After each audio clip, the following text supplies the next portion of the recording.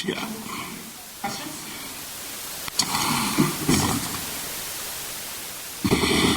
Hey, Doug.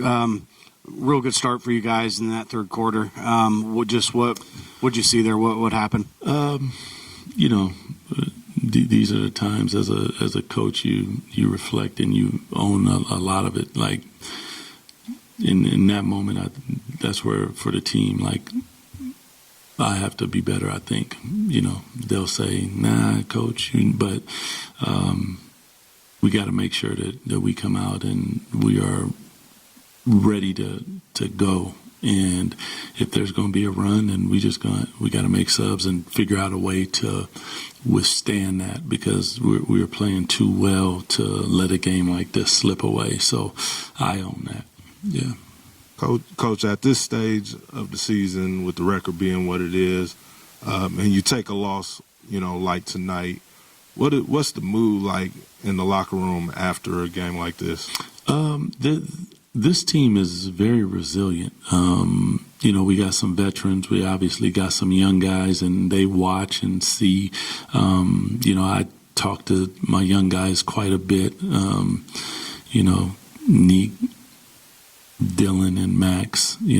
Whether it's text, pull them into my office and have conversations just to make sure that their mind's right, because they're going through something that this isn't how it's going to be. It's how it is right now, but this is not how it's going to be. So I got to make sure that they're always staying on the right vibration, and the mindset is locked in.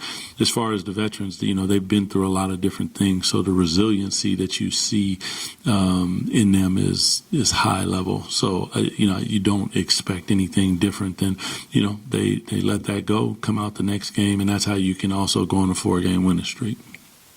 Coach Christie, you did talk a little bit about Toronto and how they would approach this game, and they did just that. What was your thoughts about what they were doing in the third quarter when they shot 73% from the floor? They got out in the open court, got some layups. We turned the ball over. You play right into what you didn't do in the first half that got you the lead, and you didn't allow them to do that. Some miscommunications on defense that we didn't have in the first half. And when you give a team like that, all of a sudden the ball starts going in, because they get a little bit of confidence. They see it go in, and then guys start making shots. Yeah. Doug, we've seen a lot of rookies come into this league and want to work on the areas of their game that they know need work. It seems like Dylan knows exactly what he is at the NBA level and really plays to those strengths. How valuable is that to have a rookie that's so confident in who they are as an NBA player? Well, first and foremost, I think that sometimes in today's basketball, it's like, even though a guy might not be a quote-unquote shooter, it's like, shoot the three. But that's not necessarily their game and what they do. And I personally think that you allow them to do the thing that they do, and then you develop them, and then never lose the thing that got you here. And for Dylan, his energy, his rebounding, his defense, his physicality, we'll work on the rest. Like when he got here, that little hook shot wasn't with him, but he's worked on it to the point where he's confident enough to shoot it. Even catching the ball in the pocket and coming to a jump stop and spraying, that wasn't something that I don't think that was necessarily part of his repertoire. But we work on him with all those different things, and I think that you see that. But the confidence comes from doing the thing that he does. And, even the celebrations, like, we'll find the medium of where we need to be. I have no problem with what Dylan brings. Doug, we just talked to him. When did you realize that Dylan was going to be an NBA player? Because, you look at his college stats and 5 years of college, and it didn't look like he was going to make it, but here he is.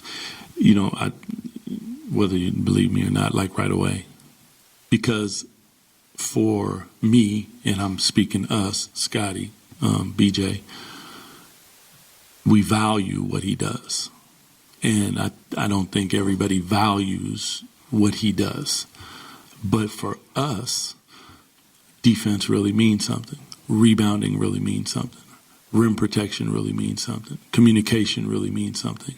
And when you talk about the standard and the pillars and all those things, he Max, Neek, they are all those things. So when I saw him, and a lot of my coaches were like, "Oh, you're in love," because that's what happens. Is like, he loves the kid, and I was like, "Nah, man, like what I'm looking for, I see it right there. Now we need to polish it and buff it, and I get that, but the base of who he is all of that physicality, setting screens, communicating. It's at a high level. He has an NBA skill right now. Yeah. A lot of zone defense from you guys tonight. I feel like some of the most we've seen all year long. What'd you think of the impact it had on the game and your guys' execution in it? Early, I thought it was good. They ran one double X play with quickly down the middle. I was figured that they probably would coming out of the half, but wanted to see what they did.